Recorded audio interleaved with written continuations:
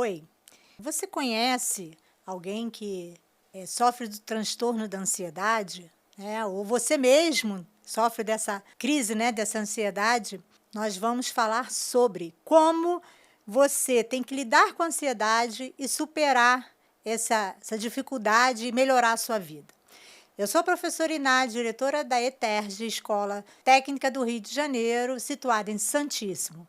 Nós iremos falar bastante aqui como a ansiedade hoje interfere na vida das crianças e dos adolescentes. Hoje o Brasil é líder no diagnóstico de transtorno da ansiedade. O Brasil conta com 27% da sua população com esse diagnóstico. E o mais surpreendente ainda é que 1/3 dessa população se refere aos jovens. Então a gente vai conversar um pouco para saber como a gente pode lidar com a ansiedade, como a gente pode tratar a ansiedade em casa, no trabalho, com os amigos, na escola. E a gente trouxe uma convidada assim, muito especial, que é a doutora Natasha Gunning, psiquiatra referência na ansiedade, no transtorno, colunista do Baby Center Brasil e escritora de diversos livros para psiquiatria infantil, né? Ela trabalha com crianças e adultos e hoje ela vai nos contar um pouco da sua trajetória. Com vocês hoje, a doutora Natasha, que vai falar um pouco para a gente do seu trabalho. Primeiramente, quero agradecer a possibilidade e a abertura, Iná, de falar de um tema tão relevante, tão importante, que é a ansiedade. E você tem toda a razão, a ansiedade ela é uma doença muito complicada porque ela gera uma série de sofrimentos e disfuncionalidades e o Brasil é líder mundial dos casos de ansiedade.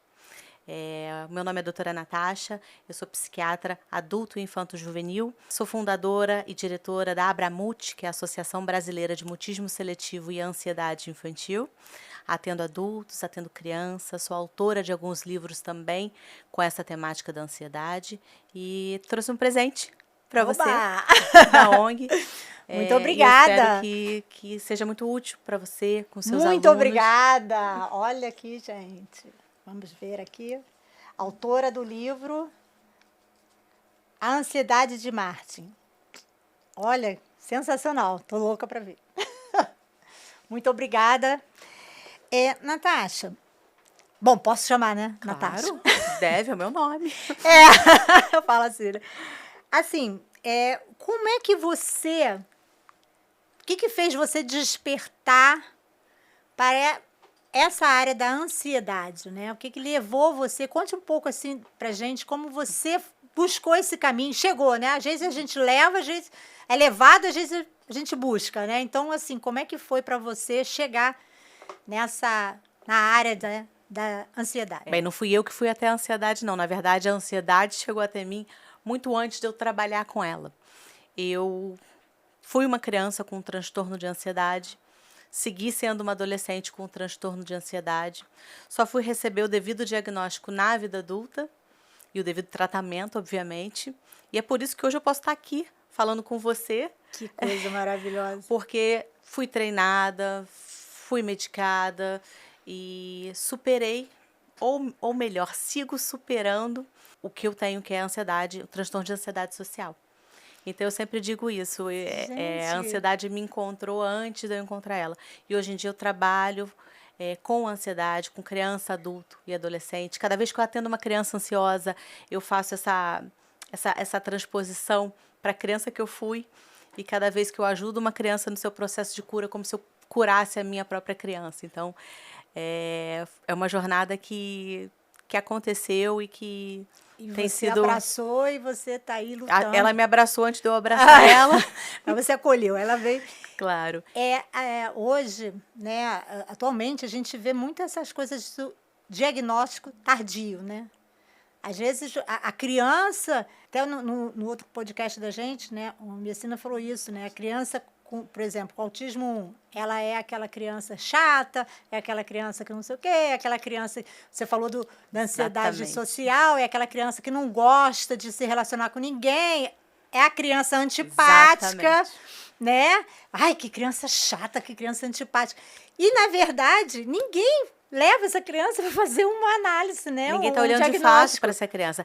Você trouxe uma coisa muito interessante, porque essa foi a criança que eu fui. Eu era bebezinho e os adultos falavam para minha mãe: ai, que bebê chato, não vai no colo de ninguém. Aí cresci mais um pouquinho. Ai, que criança chata, antipática, só quer saber da mãe. Viro adolescente, nossa, que bicho do mato, ela não faz nada, ela não quer sentar, não quer conversar. E uma série de frases que invalidavam tudo que eu estava sentindo e que adiaram durante muito tempo, de fato, um diagnóstico e um tratamento. A escola nunca falou assim com a sua família, com os seus pais, né? Olha, a Natasha está com um comportamento diferente das outras crianças. Na verdade, a escola, com transtornos externalizantes, ou seja, aqueles transtornos que paralisam uma aula, que fazem bagunça, crianças TDAH, que chamam mais atenção, porque atrapalham. A criança ansiosa, geralmente, ela é tímida, ela é retraída, ela obedece os comandos, ela faz tudo o que tem que fazer. Então, ela fica... boazinha, né? É a criança boazinha. Então, é uma criança que geralmente é invisível aos olhos da escola, aos olhos do professor. E é sempre passado para os pais, tá tudo bem, ela é ótima, ela é tranquila, ela tá junto da turma sempre. E isso não necessariamente é bom. A gente precisa olhar para essas crianças quietinhas, retraídas, envergonhadas, porque muitas delas vão ter um diagnóstico ou têm um diagnóstico de transtorno de ansiedade. A gente não pode botar tudo isso na conta de um temperamento. Eu falo até por experiência própria. Eu lembro como minha filha terminou o pré-escolar, né, no Jardim 3, e aí a professora... A gente já achava ela muito assim, rabugenta, né? Sempre de mau humor. Né? Às vezes a família falava assim, nossa, ela rosna. Então a professora chegou e falou comigo, e eu falei assim, então é para já. Né? E para mim foi muito bom isso. Porque eu levei a sério realmente o que a professora estava falando. Não foi ninguém, assim, a escola não me chamou. A professora falou, mãe, ela é ótima, ela é maravilhosa, ela é isso, ela é aquilo. Mas tem um problema da baixa autoestima. Então, eu sugiro a você... Eu falei, com certeza, vai ser agora. Então, isso facilita muito, né? Para quem tem um problema. Porque você vai ser antipático? Não tem porquê você ser antipático, né? Alguma coisa está incomodando você. Hoje eu consigo até perceber mais isso, né? Com a idade, com as experiências que a gente vai vivendo, a gente vai absorvendo conhecimento e prática, né? Hoje você vê, né, se existe a diferença entre o transtorno da ansiedade para a criança e para o adulto. Né? A criança com transtorno de ansiedade, ela tem o mesmo comportamento que o adulto teria, ou o adulto tem o mesmo comportamento que a criança? Primeiro, a gente precisa entender o que é a ansiedade. Ansiedade é uma sensação, é um sentimento normal e importante para nós, como seres humanos, para a nossa sobrevivência. Nós sentimos ansiedade, os animais sentem ansiedade. Como é que uma presa e um predador no meio da savana? Essa presa só vai conseguir fugir desse predador se ela conseguir ter a capacidade de antever o perigo. Antever o perigo é acionar mecanismos fisiológicos do seu corpo que vão propiciar a luta ou a fuga. Então, isso é a ansiedade. É você conseguir antever o perigo e resolver o que vai fazer com isso. Então, a ansiedade ela é protetiva e ela é responsável pela perpetuação da espécie. Mais que isso, deixa eu trazer um exemplo mais aplicado para a nossa vida real. A ansiedade nos prepara para situações novas, situações que a gente não sabe lidar. Um exemplo. Para eu vir aqui conversar com você hoje, eu me preparei, eu estudei o tema para que o meu desempenho fosse melhor.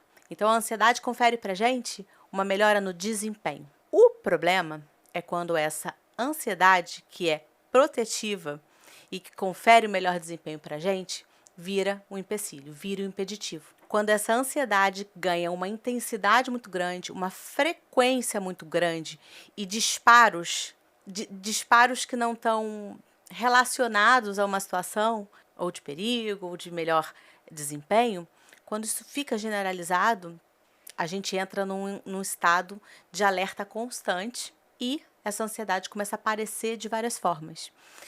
Quando a gente pega um adulto ansioso, por exemplo, na maioria das vezes esse adulto foi uma criança ansiosa. Quando a gente faz essa biografia com essa pessoa de vida, A pessoa tem uma série de insights e ela, nossa, mas isso já acontecia comigo lá quando eu era pequeno, quando eu era criança, isso acontecia na minha adolescência comigo, mas só veio a perceber ou só veio a impactar de forma mais expressiva agora na idade adulta. Ansiedade é um transtorno crônico. É óbvio que existem manifestações diferentes na criança e no adulto, porque a gente tem ansiedade, é como o autismo, a gente trabalha com um espectro de sintomas. Existem vários tipos de transtornos de ansiedade, de adoecimentos pela ansiedade. E você pode hoje ser uma criança com um grau e se tornar um adulto com um grau maior? O que a gente fala é sobre vulnerabilidade cerebral. Aquele cérebro daquela criança que é mais vulnerável à ansiedade vai ter uma chance maior de ser um adulto com ansiedade. Ah, Natasha, o que é vulnerabilidade cerebral? Imagina uma caixinha de luz da tua casa. Caixa de luz é o seu cérebro. Lá naquela caixa de luz tem vários interruptores. Esses interruptores são genes. E isso é algo que a gente não controla. A gente tem aquele arcabouço genético, mas a gente pode, o meio ambiente, as nossas experiências, as nossas vivências podem ligar ou desligar os interruptores. Ou seja, esses genes podem se expressar ou não se expressar. Isso é a base de uma série de doenças. É a base da hipertensão, é a base da diabetes e é a base de algumas doenças, de alguns adoecimentos mentais. Então, o que a gente faz com a gente, como a gente trata o nosso corpo, como a gente experiencia a vida, as experiências que a gente foi exposto ao longo da vida vão fazer com que essas chaves genéticas se liguem ou desliguem, propiciando ou não o adoecimento. Gente, interessante você falar aí, né, da questão das outras doenças que como você falou aí, pressão alta, né? Como as pessoas, de repente, ao invés de tratar, então, aquela questão da ansiedade, ele vai tomar mais medicação para curar a pressão, aí vai, de repente, uma enxaqueca, né? E aí vai... Então, as pessoas começam a apresentar vários, como se diz, indícios, né? Várias dicas que alguma coisa ali não tá tranquilo, né? O transtorno de ansiedade, ele é uma inflamação do seu corpo por inteiro. Quando você tem um transtorno de ansiedade, vários hormônios são disparados no seu corpo, neurotransmissores estão em desordens, órgãos estão hiperativados ou hipoativados, e isso promove uma série de sintomas somáticos, que a gente chama, que é quando a ansiedade vai para o corpo. Então, de fato, existem muitas associações da ansiedade patológica com a enxaqueca, com síndrome do colo irritável, com bruxismo, com doenças de pele, a gente tem várias, hipertensão arterial. Não é uma relação causa e efeito, mas é uma associação muito comum, porque é um corpo inteiro que está em desequilíbrio. O corpo adoece. O corpo adoece. Hoje, assim, o que você diria para a gente que pode ser, né, para os professores, para os pais, como você perceber uma criança, um jovem que tem essa ansiedade, né? Um grau de ansiedade que foge do que a gente esperado, do normal, né? dito normal, né? A criança, ela mostra muitos sintomas. Muitas vezes ela não consegue verbalizar o que ela está sentindo, mas ela consegue mostrar alguns sintomas para a gente. Mas a gente precisa estar atento a elas. Por exemplo, aquela criança que se queixa todo dia de dorzinha na barriga para ir para a escola. Aquela criança que vomita todo dia antes de ir para a escola. A escola é um fator ansiogênico porque a escola é o primeiro local de interação social da criança.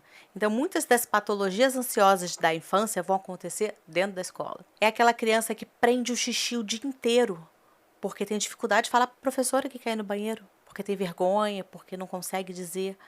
É aquela criança que volta com a lancheirinha cheia para casa. Eu era essa criança. Que volta com a lancheirinha cheia para casa.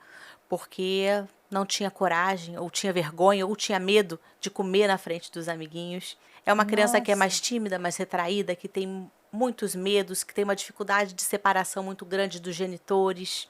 É uma criança que por muitas vezes dorme mal, se alimenta mal. Então, são sinais que a gente precisa olhar, observar e acolher e, se for necessário, fazer uma avaliação com o médico.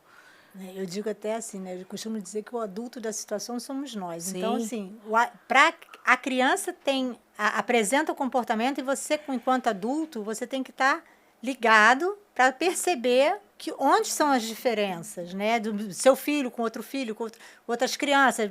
Aquela questão, até no parquinho você começa a perceber a diferença entre as crianças, né? E aí você fala, opa, tem algo errado aí, né? Nos jovens hoje, nos adolescentes, assim, como se daria mais essa questão da ansiedade neles? Da mesma forma, mas como o adolescente ele já tem o outro como um objeto de desejo, de permuta, de avaliação, a questão da ansiedade vai muito para o outro. Então será que eu estou me saindo bem?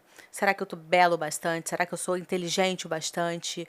Será que eles vão gostar de mim? Será que eu vou agradar? Será que eu vou ser bom o suficiente? Será que eu falei uma coisa errada? Meu Deus do céu. Então, quando a gente pega esse público mais jovem, mais adolescente, a gente começa a ver mais os transtornos de ansiedade social aparecendo. Porque eles estão inseridos num momento social muito importante, de muita mudança, de necessidade de pertencimento, né, que é a grande questão do adolescente, né, se sentir pertencido, se sentir parte de algo. E o adolescente ansioso, ele tenta o tempo inteiro fazer parte de algo, mas ele nunca consegue se sentir completamente inserido. Ou se consegue, com muito sofrimento ou com muita dificuldade.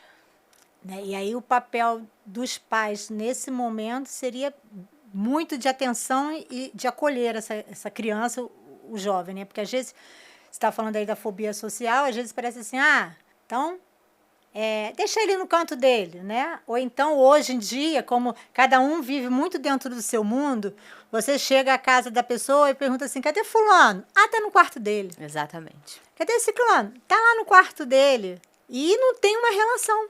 As pessoas passam a viver as crianças e os adolescentes passam a viver dentro de um quarto, que eu acho que aí parece que dá uma sensação de segurança, de proteção para eles, onde eu não preciso me relacionar com o outro para que o outro não veja as minhas fraquezas. E isso é absolutamente perigoso em vários aspectos. Primeiro porque habilidades sociais, que é como eu interajo, como eu engajo uma conversa, como eu me coloco socialmente, isso é aprendido. E isso é aprendido na infância e na adolescência. Se eu não me exponho, se eu não tenho rede social de amigos... Verdadeiros. Verdadeiros, não online. Eu não consigo colocar isso em prática. Então, eu vou levar prejuízos para a vida adulta. Mais uma coisa, quando essa criança ou esse adolescente está dentro do quarto, com a internet ligada, ele está dentro do quarto dele, com uma falsa sensação de segurança para a família e para o próprio, mas a partir do momento que ele entra na internet, ele está no mundo. E um mundo que pode ser cheio de armadilhas. Então, é uma outra coisa muito perigosa quando a gente vê a criança enclausurada. E aquela criança, por exemplo, assim, né? Eu vejo... Às vezes eu já ouvi pessoas falando assim, nossa, hoje foi uma paz aqui em casa. Meu filho começou no videogame meio-dia e foi terminar 8 horas da noite. Que droga, né? Casa com criança tem que ter barulho, tem que ter zona, tem que ter brinquedo espalhado, tem que ter muita bagunça, tem que ter risada, tem que ter choro também. Briga. Tem que ter briga, tem que ter barulho. Né? E aí eu fico assim, gente, como é que você pode achar que é legal? Você passou uma tarde tranquila porque seu filho ficou no videogame e você foi fazer o que você queria, né? E isso, eu acho que também vai despertando na criança um mal-estar de que, assim, olha, eu não sou necessário, né? Uhum. Eu não preciso estar ali no momento porque não estou fazendo falta, né? Não faz a diferença eu estar ou não. Né? E eu acho que isso é muito importante, você mostrar para eles o quanto isso é importante eles estarem juntos de você, né? De estar convivendo junto. Invisibilidade é a sensação que eles me relatam muitas vezes. Eu sou invisível, ninguém me vê, ninguém sente a minha dor. E é isso mesmo que acontece. Eles ficam invisíveis. É triste, né? E é muito triste, porque quando você é invisível, você é invalidado em todos os aspectos. E aí se torna um adulto com as, como se diz? E aí você vai... As inseguranças todas, né? E para além da insegurança, essa criança, esse adulto patologicamente ansioso, provavelmente vai levar essa ansiedade para a vida adulta. Isso vai reverberar em todos os aspectos da vida desse indivíduo. Desde conseguir um trabalho bacana, passar numa prova, ir bem numa entrevista de emprego, formar uma família, se relacionar com os amigos. Tudo isso passa pela ansiedade. Eu acho assim que é uma coisa que a gente precisa muito resgatar essa questão, por exemplo, de questão dos limites, né? Então, assim, hoje a gente vive praticamente numa sociedade, eu posso fazer o que eu quero porque eu tenho livre-arbítrio. Eu vou na rede social e xingo um, xingo o outro, discordo da sua opinião de forma agressiva e assim, ó, parece que você descarrega assim, no outro toda aquela sua angústia, né? Você tem a angústia e você vai e descarrega porque as coisas não são da forma como deveriam ser. E a gente precisa ter em mente, isso acontece mesmo, eu concordo com você. E a gente precisa ter em mente que o nosso limite é o outro. A partir do momento que eu estou invadindo o outro, alguma coisa está errada. Alguma coisa tá saindo O nosso limite é o outro. Você hoje percebe assim que esse diagnóstico de transtorno, né, da ansiedade vem aumentando ao longo dos anos? Olha, a gente teve um incremento considerável nesse período pós-pandemia, mas um fenômeno que eu vejo acontecer é uma maior conscientização. E a partir do momento que a gente tem essa maior conscientização, a gente tem mais busca por ajuda. Então, eu não sei te dizer se esse número aí é um dado real. Houve incremento da ansiedade em todos os países, o Brasil liderando o ranking, mas eu não consigo te dizer se é só por uma questão de aumento do número de casos ou se é porque do aumento, se existe também um aumento do número de pedidos de ajuda. Hoje em dia, a sensação que me dá é que as pessoas conseguem pedir ajuda de uma forma mais facilitada. Apesar da psiquiatria ainda ser um estigma, esse indivíduo consegue chegar ao psiquiatra de uma forma mais fácil. Uma coisa assim que eu percebo hoje, né, na minha vivência na escola, a gente percebe isso, a gente vive isso, o autodiagnóstico, né? Hoje a criança ele não pode perder um jogo, ele não pode se frustrar, ele não pode tirar uma nota baixa, o colega não pode dizer que ele é feio, né? Porque aí vem uma crise de ansiedade, que às vezes eu falo assim, meu Deus do céu, de onde saiu? Né?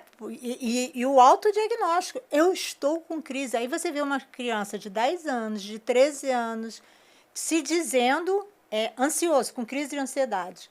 Que muitas vezes, na minha percepção, é aquela coisa de momento ali, você se chateou, você ficou chateado, você brigou, né? Então, assim, esse autodiagnóstico. Eu não chamo nem de autodiagnóstico, mas é um uso errôneo da palavra ansiedade.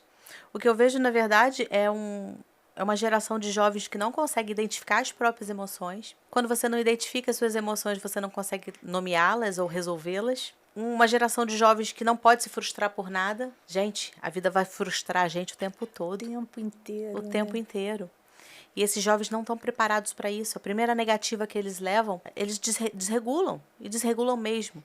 Mas isso não tem a ver com a ansiedade em si. É como eles nomeiam, mas na verdade isso aí é uma má interpretação ou um não reconhecimento das emoções. Da raiva, do medo, emoções inerentes ao existir, ao ser humano, né? E os jovens não conseguem lidar com essas emoções hoje em dia. Mas nessa sua percepção, assim, não conseguem, mas por que eles hoje não têm essa dificuldade? Eles não conseguem? Eu não sei te responder isso. Não consigo te responder isso, porque isso aí São a gente muito vai variáveis. ter que fazer uma viagem filosófica e antropológica para entender isso. Mas eu te digo que a informação rápida demais, o ter tudo à mão, que é isso que a gente está vivendo hoje em dia, esse mundo globalizado, com a internet ali, eu tendo todas as respostas, eu tendo meus desejos atendidos, eu tendo esse hiperestímulo cerebral da internet, das imagens, isso tudo atua desfavorecendo esse autorreconhecimento, essa autopercepção do seu estado emocional. Eu me lembrei agora uma situação que ocorreu com meu filho quando ele era pequeno, hoje ele tem 28 anos, né? Mas quando ele tinha lá uns 8, 9 anos, que o time dele estava praticamente campeão e perdeu na decisão. E ele chegou para mim e falou assim, mãe, amanhã eu posso faltar à escola? E eu falei assim, por quê? Não, porque vão me sacanear lá, né? Meu time perdeu. Eu falei assim, não, eu não mexo com ninguém, eu não encarno em ninguém. Eu falei, deixa de ser mentiroso. Deixa de ser mentiroso, porque eu sei muito bem. Porque o futebol, eu falei para ele à época, tem 2 caminhos. Ou você vai sacanear ou você vai ser sacaneado. Ou você aguenta o ritmo, ou você deixa de torcer.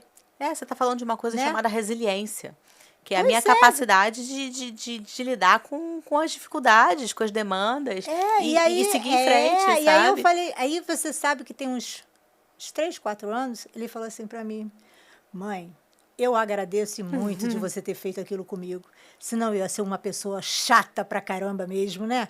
Porque ontem mesmo, que o time perdeu, eu peguei, mandei uma. Aí ele: "Sério que você tá fazendo isso?" Eu falei assim: "Por que não? Ué, a gente tem que brincar também, né?" Então, assim, eu percebo assim que você tolir o seu filho, né, ou o seu aluno, a criança, de vivenciar os desconfortos do dia a dia, você tá, eu protejo meu filho. Não, você tá tirando dele uma oportunidade de ele ser um adulto melhor, Exatamente. né? De Uma você. oportunidade dele criar resiliência, dele se entender com seus sentimentos, educar e desagradar a gente. É óbvio que a gente pode fazer isso da forma mais positiva possível. E aí entra a psicologia positiva, que vem super agregar a forma como a gente cria os nossos filhos. Mas, de qualquer forma, educar é desagradar, é dizer não, é pontuar, você está certo, não, você está errado, é dar limite para a gente criar seres humanos resilientes e tolerantes à frustração e respeitosos para com o próximo, tudo isso. Eu vejo assim, muitas essas coisas assim, hoje o adolescente, né, está mais perdido. Porque hoje a gente vê que a sociedade nos cobra muito, né, de um comportamento, de um padrão de comportamento, de um padrão de conduta. E aí essas coisas podem vir desencadear mais ainda a sua ansiedade, né?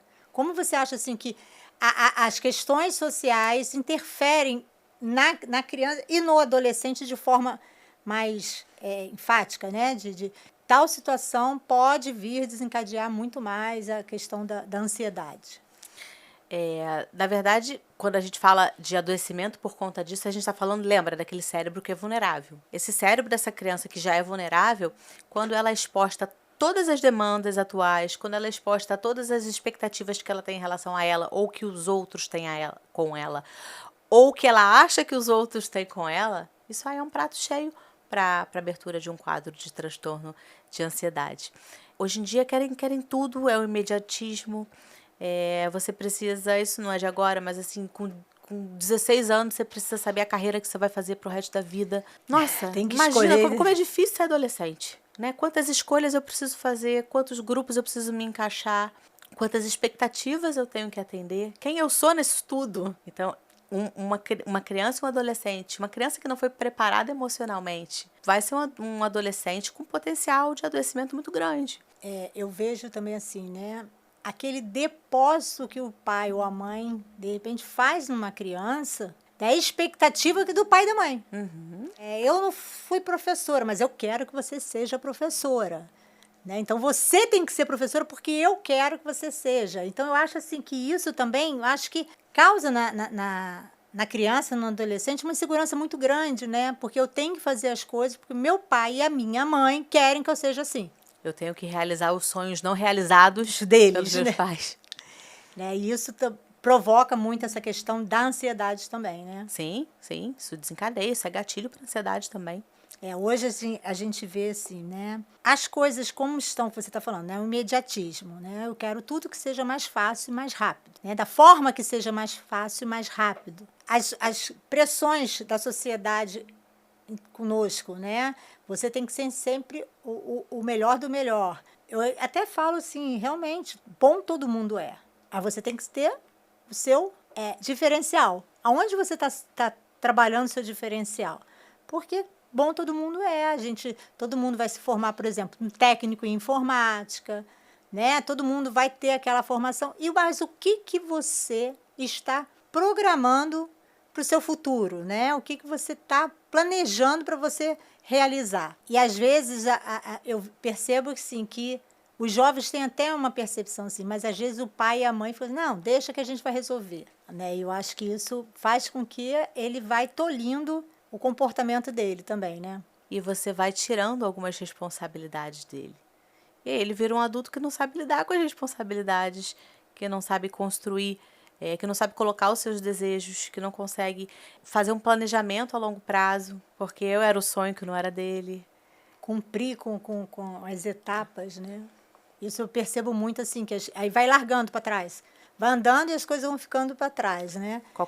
Qualquer pequena dificuldade, aquilo que era um desejo naquele momento é deixado para trás e um novo desejo surge para suprir aquele anterior. A gente vive, eu vejo isso muito nos adolescentes hoje, essa busca, obviamente, por um prazer imediato, mas que é trocada o tempo todo a partir do momento que eu não consigo, de forma rápida, atingir aquele meu objetivo. Essas frustrações, né, que a gente diz, né, que aí eles começam a ser frustrados, né, pode ser uma porta de entrada para um caminho muito obscuro, né? Ou você vai sofrer muito, ou você vai procurar recompensar aquela sua falta de como é que é, um sentimento de estar bem, vazio. né? Porque aí eu acho que nesse aspecto ele começa a buscar, às vezes, um caminho de compulsão, né? Ou por comida, ou pela bebida, ou pelo namoro, ou pela droga, de outras drogas mais.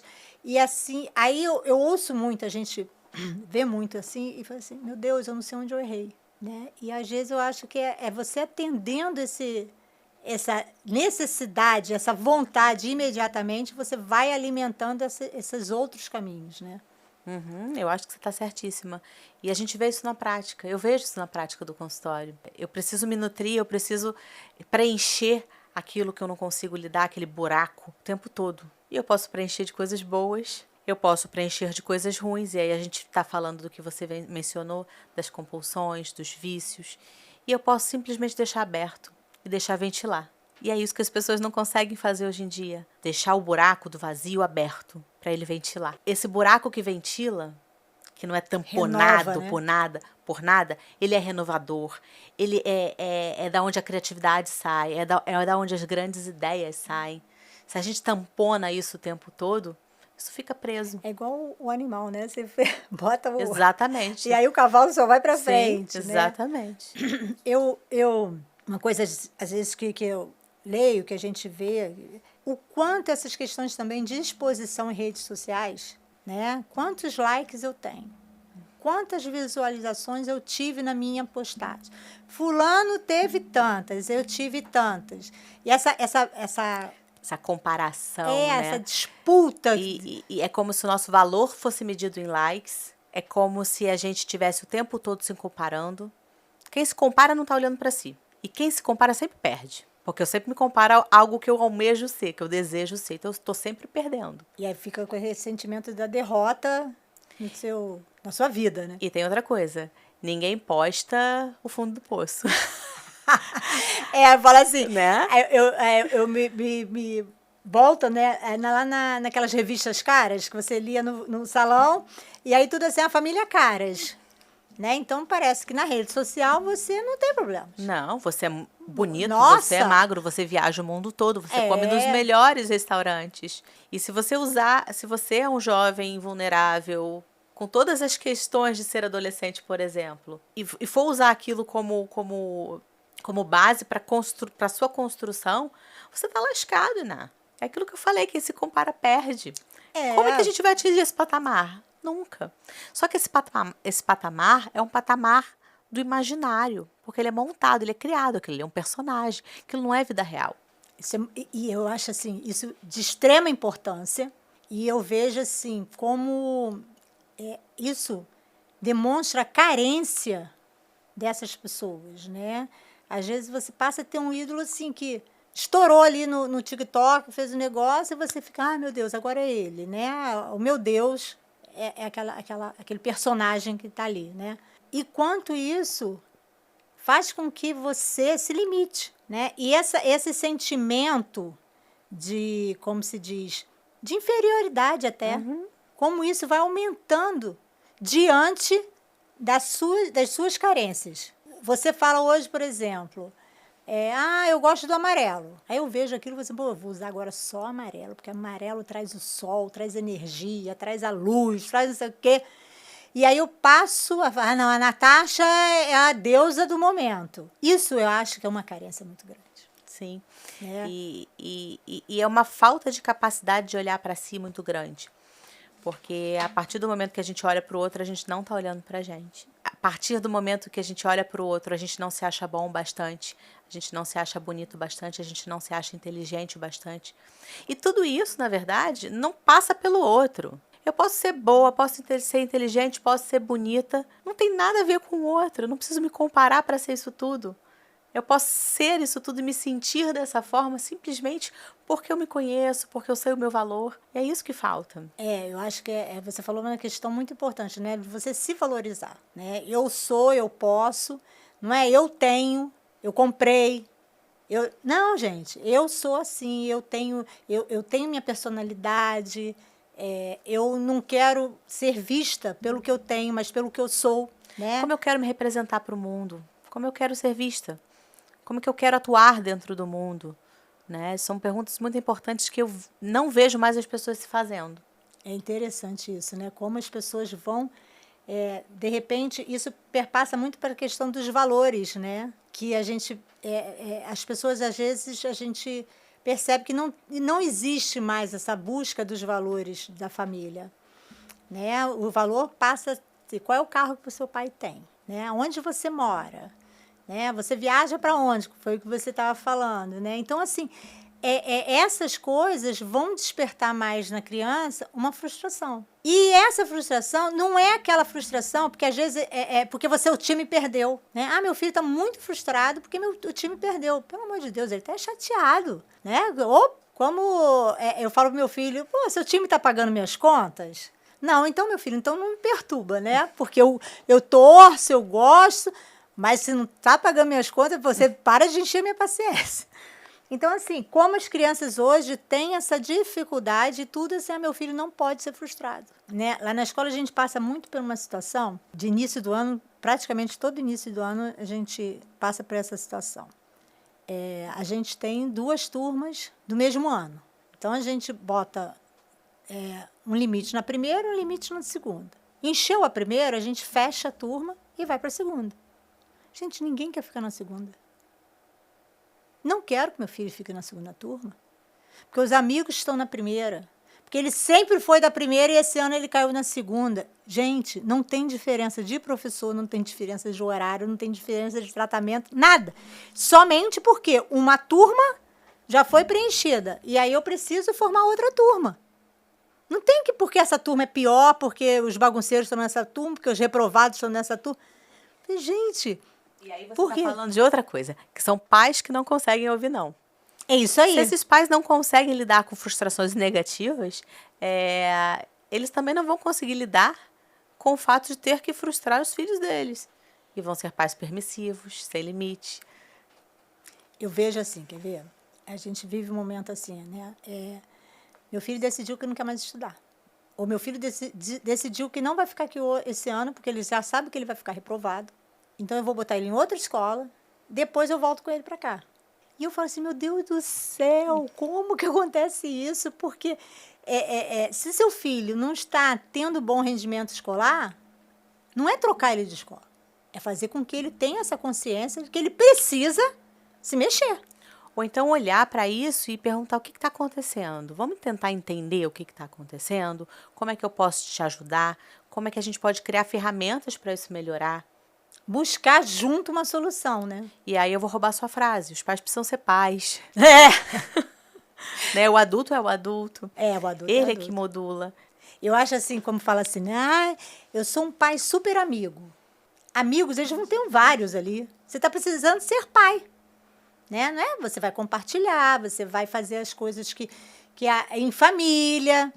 Né? Lá em casa a gente tem algumas coisas assim que domingo, por exemplo, de manhã, tem um jogo de vôlei lá no condomínio. Então, todo mundo vai. É um momento que a gente está ali. A gente briga.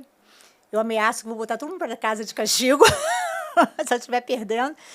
Mas é um momento que troca muita coisa, né? A gente, percebe e interage muito.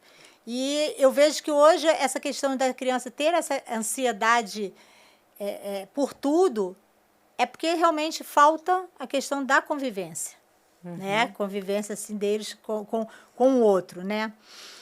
no dia a dia, assim, da escola, né, hoje, vamos dizer, né, até mesmo em casa, o que que os pais podem fazer, o que os professores podem fazer para ajudar o controle da ansiedade? A gente precisa partir do princípio que a gente precisa que isso aí é uma balança.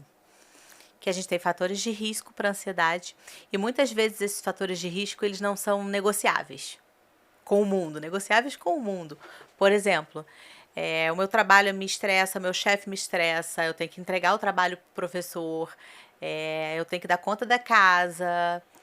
São situações do cotidiano, eu tenho que pagar as contas no final do mês, eu tenho que sustentar a família. São situações que podem ser ansiogênicas, ou seja, ser gatilhos para ansiedade, mas que eu não controlo. E aí eu preciso equilibrar isso tudo com fatores de proteção. O que são esses fatores de proteção? Rotina, alimentação saudável, corpo em movimento. Antigamente eu falava atividade física, hoje eu não falo mais não. Corpo em movimento, um sono adequado, momentos de prazer também. A gente entender que o nosso cérebro precisa sempre de alimento e o alimento são novos conhecimentos. Isso tudo são fatores de proteção. Então, o que um pai pode fazer para ajudar um filho? É exatamente isso. Compensar essa balança. Tem fatores de risco para ansiedade que são imutáveis, que estão ali, que são para além do nosso controle, mas a gente pode atuar nos fatores de prevenção. E aí é a chave do negócio, deixar essa balança equilibrada. E aí, como que a gente pode ajudar o pai, os pais, a chegarem a essa percepção de que precisa ter essa adequação do ambiente para que o filho tenha resultado? Né? Porque geralmente eu percebo assim, não, o meu filho é o melhor. Muitas vezes a gente tem que tratar os pais primeiro. E eu falo isso porque geralmente quando a gente tem uma criança com transtorno de ansiedade dentro de uma casa, um dos genitores tem transtorno de ansiedade também. E que não foi tratado. E que não foi tratado, ou foi tratado, mas geralmente não tratado. E a gente tem que reorganizar essa família toda. Interessante isso. Quem é você dentro dessa família? Qual é o seu papel? Como é que a gente pode construir esse ambiente do lar, esse ambiente da casa de forma mais saudável? O que é da criança, o que é do adulto? Então, quando a gente ajuda, às vezes, esse pai a entender que tem um transtorno ou que tem uma ansiedade patológica, a gente consegue ajudar essa criança também, porque essa criança consegue ser vista por eles. Porque eu ouço muitas vezes a frase assim, ele é igual a mim. Eu também não fazia isso na idade dele. Também não conseguia fazer isso. Verdade, a gente ouve muito isso. E caramba, não é porque você sofreu que você precisa deixar o seu filho sofrendo. E às vezes os pais se percebem falando isso e falam, é verdade. Eu ouço isso muito no consultório. É verdade, eu não precisava ter passado por aquilo. E o seu filho também não precisa passar. Veio uma questão assim, né? Como eu percebo que a aceitação dos pais com relação a algum fator que esteja influenciando no comportamento do filho, ou que o filho não esteja correspondendo como um padrão. E eu percebo assim, os pais, para você, a gente enquanto escola fala assim, pai, vai fazer uma avaliação com a criança, procura uma ajuda. E eles têm uma resistência muito grande, né? A gente tende a resistir ou a deixar de lado ou evitar o que é aversivo pra gente, né? E quando alguém pontua que o nosso filho pode ter alguma coisa ou tá com um comportamento inadequado, a tendência do pai é, meu filho não, né? É evitar aquilo. Eu conheço meu filho. E é aquilo que eu falei, muitas vezes essa criança está em sofrimento, está com uma conduta inadequada, mas é porque está em sofrimento. E se esse pai e se essa mãe não têm a sensibilidade para perceber isso e encaminhar essa criança, ou às vezes tem que transpor a questão do medo e do estigma, porque tem sempre uma avó, ou uma tia, ou uma prima que vai falar, você vai levar o seu filho no psiquiatra? É muito novo para psiquiatra. Não tá maluco, né? Não tá maluco. Que isso? Quem falou uma coisa dessa para você? Então, assim, às vezes essas famílias não chegam, até porque tem que transpor todas essas pessoas, todo esse cenário de estigma para a psiquiatria. E isso é difícil. Eu É para além da aceitação que o meu filho precisa ser visto. Eu tenho que vencer toda essa família que está dizendo que não, que isso é maluquice da minha cabeça, que eu tô comprando uma coisa que não existe. E eu vejo também assim, né? A escola. Não, vocês agora já estão perseguindo meu filho. Vocês já me falaram uma vez, falaram duas. Na terceira, vocês estão querendo o quê? Tá perseguindo meu filho? Né? E às vezes a gente tem essa dificuldade de ter essa percepção e aceitação, e aí, coitado da criança, né? E só quem sofre é a criança. No final das contas, em última análise, quem vai sofrer é a criança, que não vai ser vista num tempo hábil, que dependendo do que a gente está avaliando, o que a gente está percebendo ali, vai perder uma infância ou não vai conseguir vivenciar a infância com tudo que poderia. Você acha assim, você falou uma coisa assim, né? Tem crianças que a gente percebe que mini adulto, né? E se é tratado como um mini adulto, é exigido o seu comportamento como se fosse um adulto. Isso pode também desencadear todo um transtorno de relacionamento, de ansiedade, de frustrações com a criança. A gente precisa entender que cada idade da criança faz parte tem que estar dentro de um contexto de neurodesenvolvimento. Uma criança de 4 anos tem um cérebro X, uma criança de 6 anos vai ter uma outra formatação cerebral já, um outro amadurecimento cerebral, que é também diferente do adulto. E que aí você também começa a dar estímulos diferentes, né? Por exemplo, uma criança de 4 anos, ela não tem o córtex pré-frontal, que é a parte do cérebro responsável pela tomada de decisão, por frear o impulso. Ela não tem isso formado. Quem tem que fazer isso sou eu, pai, mãe ou adulto. Isso, a criança não consegue, neurobiologicamente falando, fazer isso. Por isso que a gente às vezes fala assim, né? Criança não tem medo de nada. Mas porque não tem a percepção, não tem a noção do perigo, né? E aí fala assim, não, criança faz qualquer coisa. E assim, a gente tem vivenciado muito isso, né? E outra coisa assim, que eu percebo que a gente vive hoje, tudo por conta da pandemia, né? E aí a gente cai num buraco negro de crianças que têm seus sintomas negligenciados, a palavra é essa, né? Negligenciados por conta da pandemia. Te dou exemplo. Criança está com atraso de fala.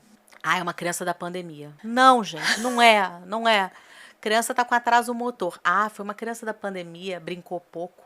Criança está com atraso na interação social. Criança da pandemia, não é, gente.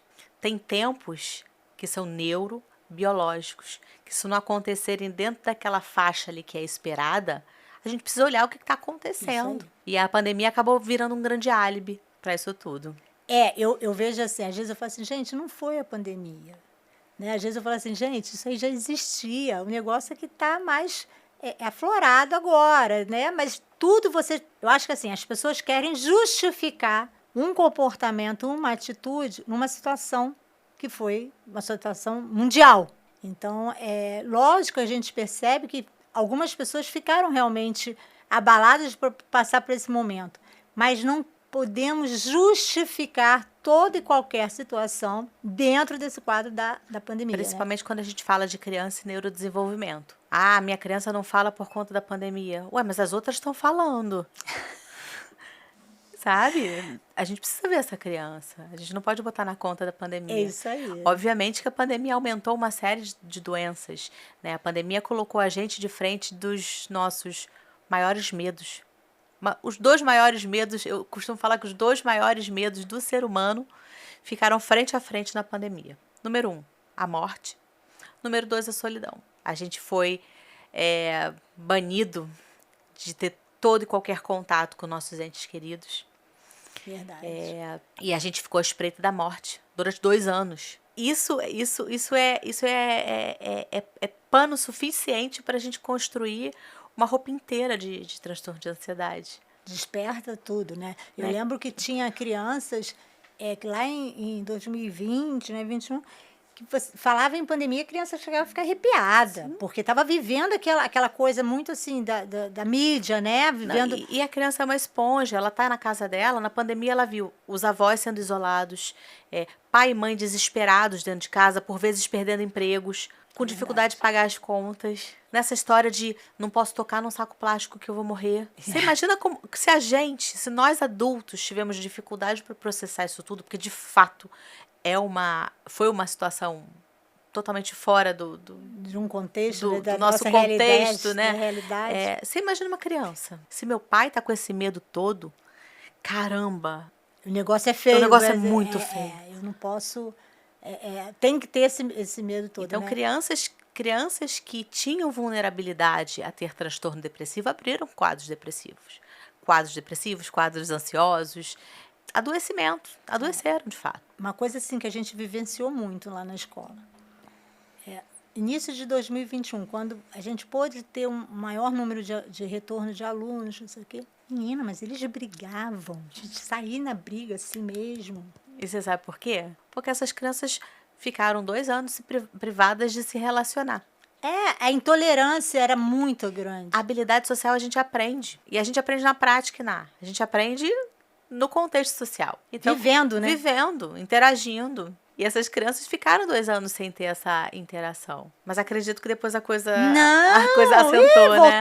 Voltamos à normalidade, né? Amém. Mas no início, e outra coisa também que a gente observou, não sei se isso pode ser um fato realmente, eu não sei se existe a questão de a ansiedade, como se diz, meninas terem mais ansiedade do que os meninos. Não sei se a gente consegue. Mais meninas. A gente percebeu que é o seguinte, os alunos de 8º e 9º ano, geralmente 13, 14 anos, as meninas desmaiavam, se passava mal, vomitava. Então, assim, aí você vê, quem foi? Foi da turma 81, quem foi da 82, 91? Eu falei, gente, e os meninos? Vou te explicar isso. Isso que eu falei assim, os meninos não passam mal? Não é que os meninos não sofram.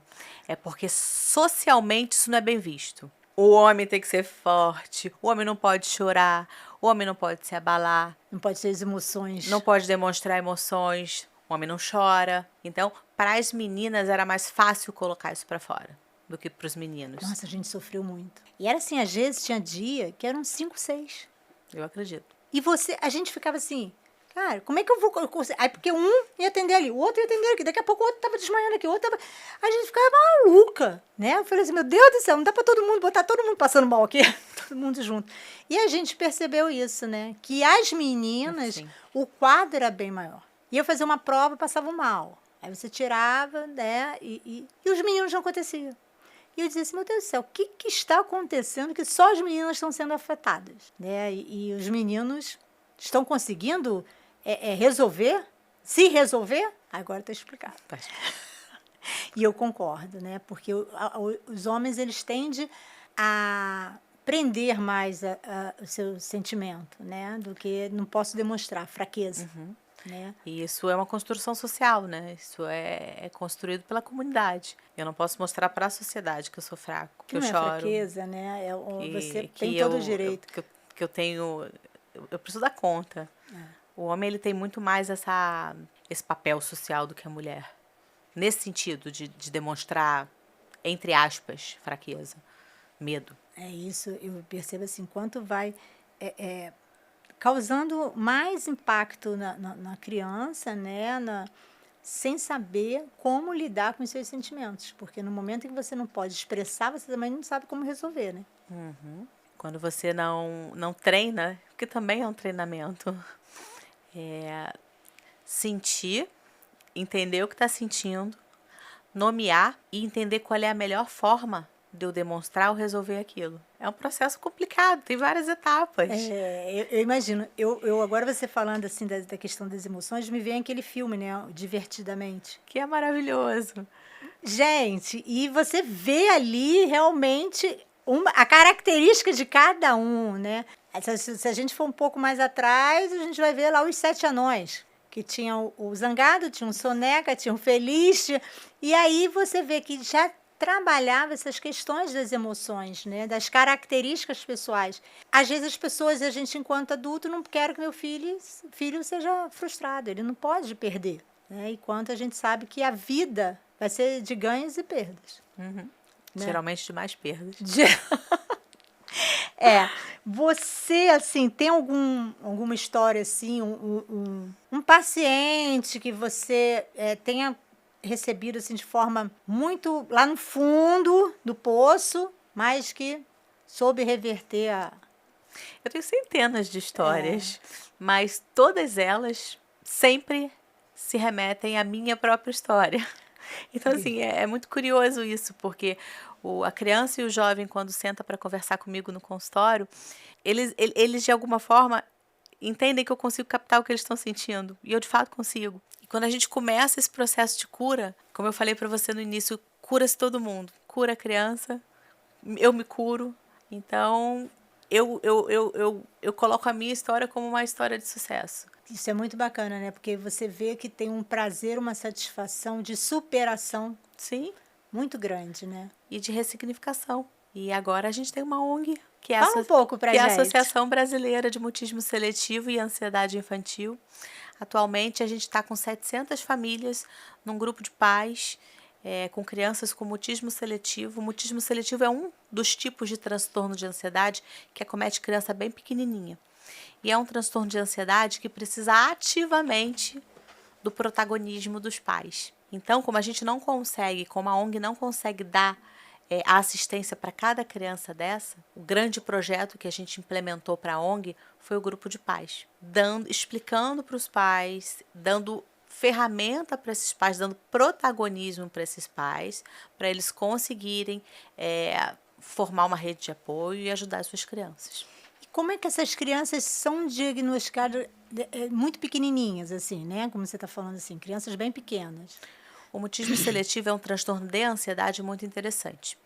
São crianças que falam normalmente, conhecem o idioma, ou seja, têm linguagem já, conhecem o idioma, não tem nenhum problema em falar em locais que elas se sentem bem, seguras, mas quando elas são colocadas num local onde há a expectativa da fala, e geralmente o primeiro local social da criança é a escola, elas emudecem. E esse emudecimento passa pela ansiedade. E é um transtorno muito triste, porque geralmente ele começa ali entre 2 e 5 anos de idade e ele pode durar uma vida inteira. E é aquela criança que a gente conversou no início que não é vista. Ela não é ouvida dentro de sala de aula, porque ela não fala em locais onde ela não fica confortável, e não é porque ela quer ou porque ela não quer.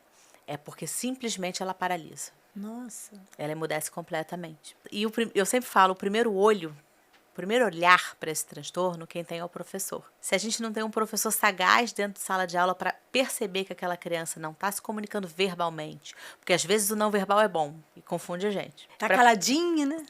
Se a gente não tem um professor sagaz com olho de águia para identificar que aquela criança ali não está se comunicando, não está utilizando a voz para se comunicar, os pais não ficam sabendo, porque essa criança fala normalmente em casa. É uma vida silenciada. É uma infância roubada. Gente, triste demais, né? Muito triste. Aonde que é a ONG? É uma ONG, ela é do mundo. A gente não tem uma sede fixa, mas a gente tem site, a gente tem Instagram, tá tudo lá direitinho. Abramutes, pode procurar que bacana, ela aparece lá. Isso é muito bacana, porque a gente tem aquela sensação e aquela esperança de que tudo pode mudar, né? Você fica fazendo as coisas, né? Identificando, tratando, direcionando, você vai ter um resultado de um mundo melhor, né? Sim, às vezes a gente acostuma, a gente acha que aquilo é o normal. Não é normal se sentir mal. Não é normal não gostar de viver. Não é normal a vida ser tão pesada. A gente acaba normalizando coisas que são sintomas, às vezes, sabe? E aquele negócio de, ó vida, ó céu, já... E quando a gente trata, é libertador. Quando você pega uma pessoa que teve transtorno de ansiedade a vida inteira e você trata esse indivíduo, é libertador. E aí eu falo por experiência própria, porque eu senti isso na pele. Isso é muito bacana, né?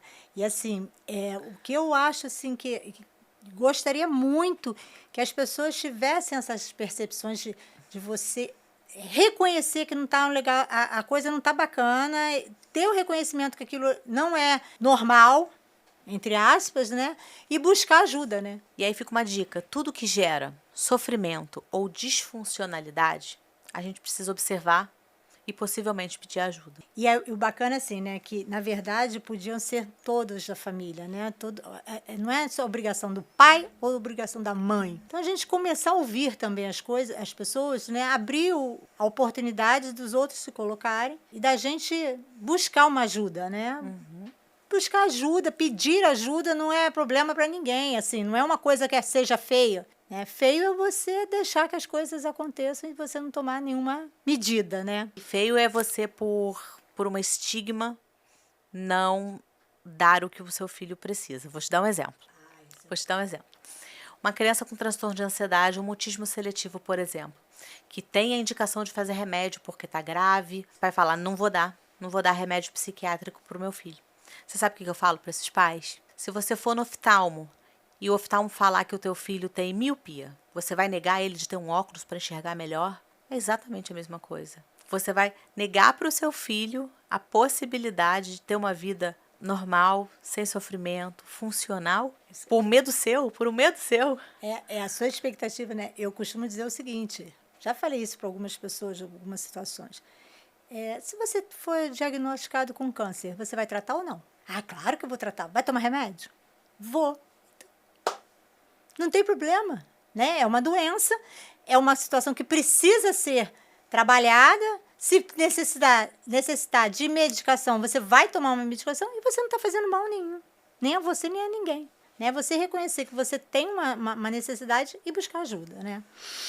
A gente está chegando aqui no final, né, do nosso bate-papo, que maravilhoso. A gente podia ficar horas e horas e horas aqui falando, né? Porque eu tenho a vivência do dia a dia da escola, né? São muitas crianças, são muitos adolescentes, a gente se depara cada dia com uma situação, né? E você, dentro do seu mundo, né? Que você escolheu para você trabalhar, né? De você ajudar. Qual, assim, uma mensagem que você deixaria para os nossos ouvintes, né? As crianças, adolescentes, pai, mãe? Aos adultos, eu diria, olhem para as suas crianças. Muitas vezes elas estão clamando pela atenção de vocês, pelo olhar cuidadoso de vocês, e vocês não estão conseguindo enxergá-las ou ouvi-las. E também diria que não há problema nenhum em procurar tratamento, em se tratar, em ter um diagnóstico. Você saber o que você está sentindo e o porquê daquilo é libertador. E eu acho que uma coisa também é você não rotular. Ele nasceu assim, ele é assim. Acho que a gente tem que estar aberto às escolhas, né? E sempre lembrar disso. O diagnóstico e o tratamento correto são libertadores. Isso é extrema importância, né? É sim. E não ficar empurrando as coisas para baixo do tapete para daqui a 5 anos você falar assim, agora meu filho está precisando de ajuda. Né? Eu acho que é o que você está falando, a gente saber ser pai, mãe e abertos, né, para buscar ajuda. Sim, né? Para a criança, assim, para o adolescente. O adolescente que eu acho que hoje... A criança, de repente, ela fica... Como se diz? Ela não sabe muito dizer o que ela está ali naquele momento, né? Mas um adolescente, eu acho que já consegue mais ter uma percepção que ele está diferente do grupo. O problema é que o adolescente, ele está sempre tentando se encaixar e se encaixotar em algum grupo. E ele, pelos hormônios, pela questão da idade, ele está numa busca frenética e eterna pela aceitação e pelo encaixe. Então, isso é inerente a ser adolescente. Mas o que eu diria para os adolescentes é que eles podem passar por esse período com menos sofrimento, se aceitando melhor, olhando para si, entendendo que precisa pertencer, claro, mas que não precisa fazer um esforço frenético para isso. Eu acho seria viver, né? Viver em grupo, viver em sociedade. Às vezes eu me incomodo muito, às vezes passando pelo pátio na hora do recreio, aqueles alunos todos sentados um do lado do outro, mas cada um no seu celular. Cada um no seu mundinho à parte. Ninguém está ali interagindo, ninguém está ali junto. Né? E assim, o quanto é importante isso? Não gosta de gente. Como que você não gosta? Você vai lidar com gente a vida toda. O ser humano é um ser social. É isso aí. Então, assim, eu acho assim, muito bacana mesmo a gente estudar a vivência, né? O comportamento do ser humano. E como é importante o ser humano também saber se reconhecer. Né? Saber assim, olha, hoje eu não estou bem. Então, hoje eu posso ser assim, né? E amanhã eu posso ser outra pessoa completamente diferente, superando todas as dificuldades. Natasha, a Eterge, assim, está imensamente grata a você. Muito obrigada mesmo, porque eu falo o seguinte, né? O nosso EtergeCast, ele é realizado pelas parcerias, né? A gente faz o convite, a pessoa veio, opa! Né? E a gente sabe que cada um está se doando. Você tem a sua família, você tem o seu trabalho, mas você disponibilizou um tempo hoje para vir aqui nos ajudar, né? Passar um pouco do seu conhecimento, nos dar, né, ideia de como a gente pode reagir a essas situações, os caminhos que a gente pode buscar. Então, assim, muito, muito obrigada mesmo. Imagina, obrigada a vocês por esse espaço de fala. É muito importante a gente falar da psiquiatria, da saúde mental, da ansiedade. Lugares como esse são muito importantes para a gente levar consciência para as pessoas. Muito obrigada. Foi um prazer muito grande. O prazer foi meu, querida. Muito obrigada. Gente, chegamos agora, né, ao final de mais um Etercast com a doutora Natasha, que nos ajudou bastante com relação a como tratar a ansiedade. Espero que vocês gostem muito, muito e estejamos juntos aí para fazer diferente. Vamos fazer diferente que a gente consegue. Obrigada.